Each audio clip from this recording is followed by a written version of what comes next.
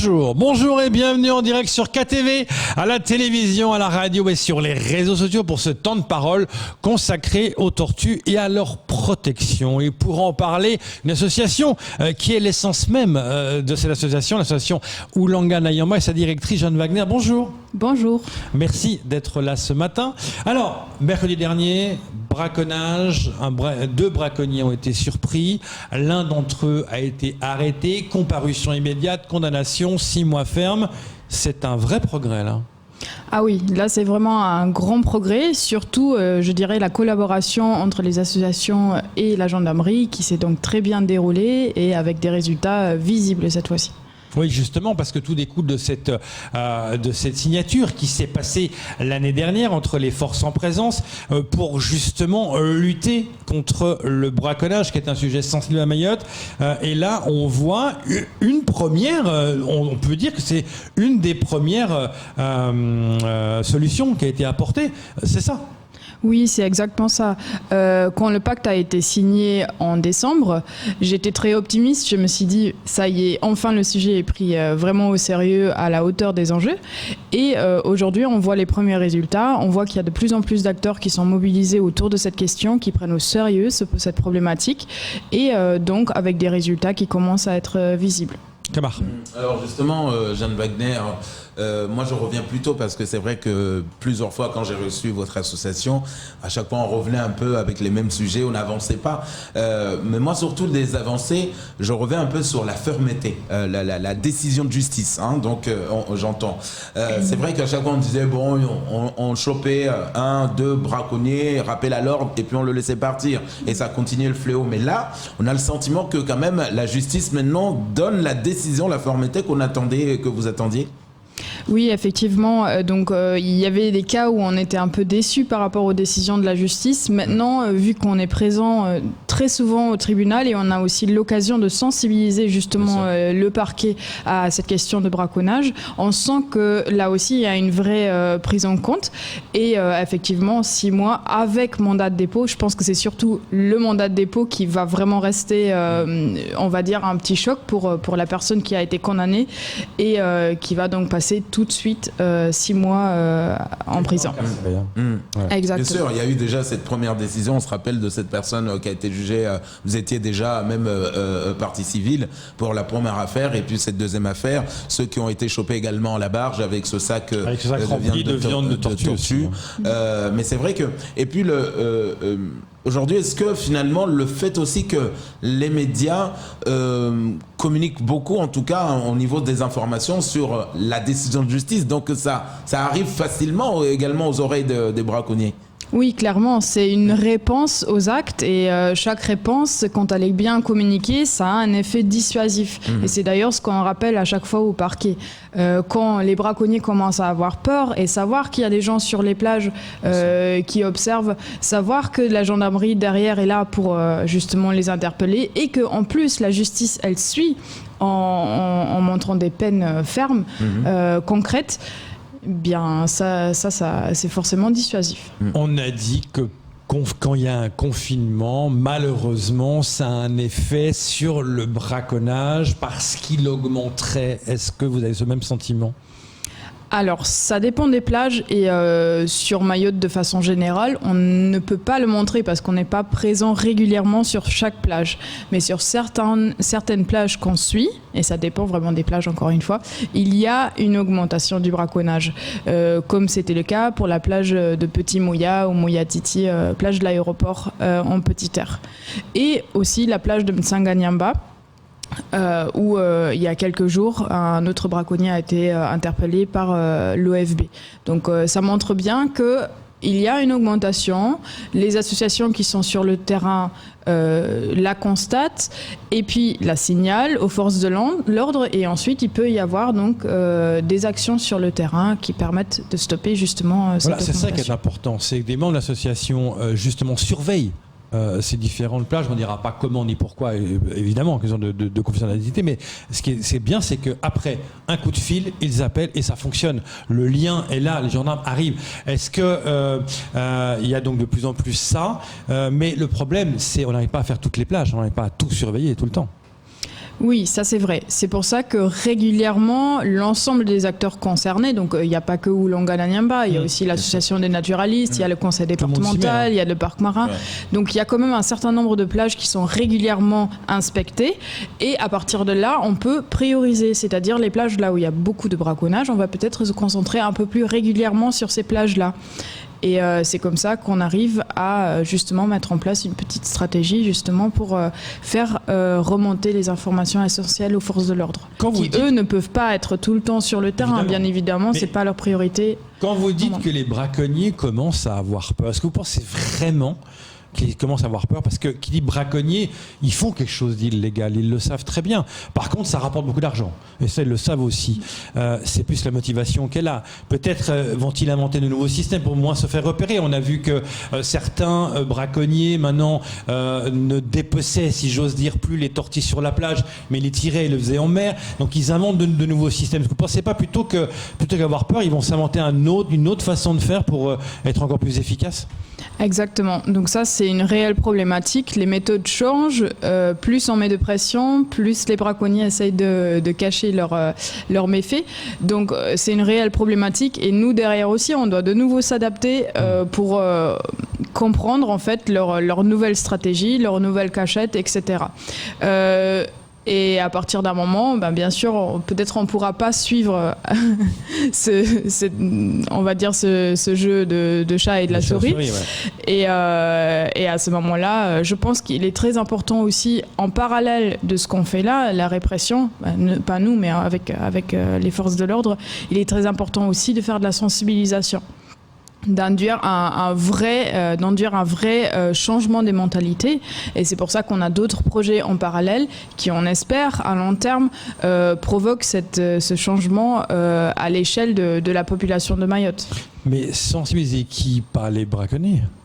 Alors ça dépend, ça peut aussi être par exemple leurs femmes, leurs proches, ça peut être les consommateurs, leurs enfants. Oui, ou peut-être dire aux gens n'en mangez plus, c'est ça qui est important, parce que c'est clair que on le sait que c'est souvent dans les grandes occasions que l'on mange de la tortue, c'est très réputé entre guillemets, et c'est peut-être là que vous voulez agir, de dire mais arrêtez d'en manger, mais c'est compliqué.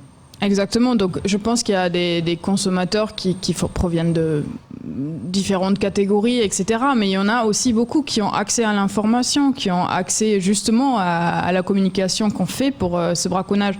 Il y en a qu'on va, je pense, on va arriver à les atteindre justement en faisant de la répression, parce que derrière, ils savent qu'ils font partie de ce réseau qu'on est en train de dévoiler. Et il y en a d'autres qui peut-être, à force, vont se dire « Ah bah oui, c'est un patrimoine, c'est même un patrimoine commun, et pourquoi moi je me prends le droit d'en consommer alors que c'est quelque chose qui appartient à tous les Mahorais et qui ne devrait pas être détruit comme ça, parce que ça apporte d'autres bénéfices à long terme, que ce soit le tourisme, le bien-être. Oui, c'est vrai que c'est une magie. Mais alors, comment sensibiliser? Qu'est-ce que vous allez mettre en place? Donc là, on a beaucoup de projets. Bien sûr, on fait de la sensibilisation scolaire. Bon, en ce moment, c'est un peu difficile. Donc ça passe plus par Internet. Après, on a un grand projet qui est le projet de centre de soins. Le projet de centre de soins qui sera normalement mis en place en 2022, où là, on pourra accueillir la population de Mayotte pour découvrir ces tortues en soins et découvrir tout un espace pédagogique autour de la tortue. Donc ça aussi, je pense que ça va... on va essayer de donner une nouvelle image, de revaloriser la tortue autrement que par la vente de sa chair. C'est vrai qu'on parle plus de trucs quand il y a braconnage que quand il y a nage. C'est vrai, hein? Ouais. Alors justement, Jeanne Wagner, malheureusement, le braconnage n'est pas le seul facteur de la menace de nos tortues à Mayotte. On se rappelle tous à l'époque avec cette pratique de pêche où même on retrouvait des espèces qui ont pris les hélices par exemple des bateaux.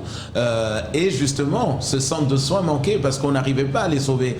Est-ce que déjà la pratique, est-ce qu'on constate de plus en plus de tortues aujourd'hui qui en sont blessées par soit dans les filets, pris dans les filets ou par les hélices, et où est-ce que ça a baissé, et même s'il y en a encore, est-ce que ce centre de soins justement va permettre de sauver celui qui est blessé? Oui, bien sûr, il y a toujours des tortues qui sont soit attrapées sur un fil de pêche ou alors qui se trouvent en collision avec un bateau, etc., comme vous le dites bien. Ça existe toujours. Malheureusement, les moyens sont toujours pas derrière. Donc là, c'est le réseau échouage REMAT qui intervient, qui est animé par le parc naturel marin. Et donc ces tortues sont signalées au réseau. Et après, ce réseau, il travaille avec les vétérinaires pour l'instant pour le soin rapide des tortues, mais on a cette contrainte de les relâcher très rapidement parce qu'on n'a pas les moyens de les garder pendant un certain moment dans de bonnes conditions pendant le soin. Donc c'est vraiment on réagit en urgence et on fait au mieux, mais clairement les moyens sont pas là. Donc là, le centre de soins. C'est vrai que la dernière fois, j'avais posé une question à nos amis de Gepomaï Mayotte que je veux vous poser. C'est vrai qu'ils me disaient que le dispositif est assez lourd et coûte cher.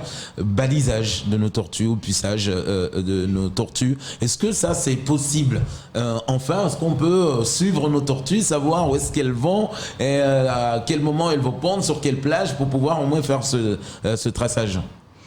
Alors oui, donc il y a déjà eu des projets de balisage des tortues, surtout des tortues en pente à Mayotte, sur Moya et sur Ngouja, et où on a pu d'ailleurs mettre en évidence où elles vont pour retourner à leur site d'alimentation. Donc elles restent clairement dans la région, elles vont fréquenter d'autres îles, elles vont aller en face sur le continent, les littoraux du continent. Et oui, bien sûr, ça c'est quelque chose de très intéressant. Par exemple, les tortues qui seront soignées en centre de soins, après il est très intéressant de savoir mais où vont-elles quand on les relâche? Et là, plus récemment, il y a un projet où justement l'association et d'autres acteurs de Mayotte sont partenaires. L'Ifremer de la Réunion est en train de développer une balise très petite et le déploiement de ces balises sur les tortues va être justement mis en place cette année encore. C'est vrai que ce centre de soins va être important parce qu'il y a le centre de soins, il y a le laboratoire, il y a aussi des bassins, une dizaine de bassins qui seront là et les gamins pourront enfin être mieux sensibilisés par rapport à ça. C'est d'où l'importance des bassins, j'imagine. Oui, voilà, effectivement. Et depuis l'espace pédagogique, il y aura justement une vue en fait sur les bassins de soins, ce qui permettrait déjà de découvrir la tortue, pas dans son milieu naturel, mais au moins de la voir en vrai, et puis de comprendre aussi cette importance de se dire ah oui, il y a des gens qui se donnent la peine pour les soigner. Donc peut-être cette espèce, elle a une certaine importance et même ça va rayonner ce centre de soins. Il y aura un attrait touristique, un attrait pour les scolaires. Donc derrière, je pense qu'on aura plus de mal à détruire ce donc ça, patrimoine. C'est 2022, l'horizon de 2022 à peu près, pour commencer ça. Ce qui est important aussi de savoir pour ces tortues, c'est d'expliquer aux jeunes que c'est important, mais comment leur faire passer le message qu'il faut ne pas les toucher. Parce qu'on a envie d'aller toucher ces tortues quand on nage avec elles. Il y a toujours ces poissons qui les guident là. Mais il est souvent dit, est-ce que c'est vrai ou pas, qu'il ne faut pas aller les caresser leur carapace, s'approcher d'elles. Parce qu'on a envie d'y aller, parce qu'elles ont l'air inoffensives comme ça. Qu'est-ce que vous conseillez ? Alors effectivement, quand on voit une tortue en nageant, ce qui est important, c'est déjà de l'observer, observer son comportement à distance. Elle est peut-être en train de manger.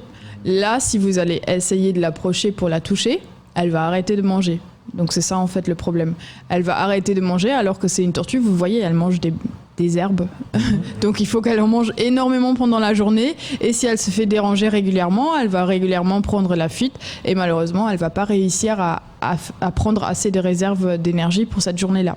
Et à force, à terme, ça peut être très, très compliqué. Donc le message est clair, regardez la tortue, sans toucher, mais surtout pas l'approcher ou la toucher parce que ça aura un problème pour elle plus que pour nous. Camar.